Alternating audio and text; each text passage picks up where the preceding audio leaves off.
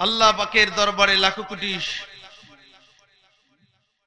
শুকর আদায় করছি যে আল্লাহ পশ্চিম গুরিয়াদ মসজিদ সংলগ্ন কবরস্থানের উন্নয়নের লক্ষ্যে মাহফিলের সম্মানিত সুযোগ্য সভাপতি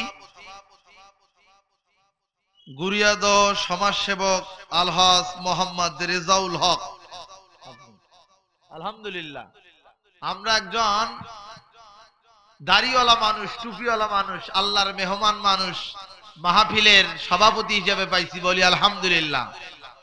বিগত 17 বছর আমরা দেখেছি নেদাড়িয়া আর মোসাড়ু বেনামাজি এই মাহফিলের মঞ্চের সভাপতি, কথা বলেন ঠিক কিনা? যদি নাই দেয় তাহলে মাহফিলে হয় নাই। অসংখ্য ঘটনা ঘটেছে আমাদের জীবনে, আলহামদুলিল্লাহ আমরা সুন্দর একজন সভাপতি পেয়েছি। আল্লাহ তার নেক হায়াত দান করুক, সকলে বলে আমিন। আজকের এই মাহফিলের সম্মানিত প্রধান অতিথি অত্র মসজিদ অর্থাৎ এই গুরিয়াদ পুরাতন জামে মসজিদের সম্মানিত কোষাধ্যক্ষ আলহাজ মোহাম্মদ আব্দুল সাত্তার সাহেব আছেন কি? আলহামদুলিল্লাহ। আমরা আরেকজন হাজী সাহেব পেয়েছি প্রধান অতিথি হিসাবে, আলহামদুলিল্লাহ।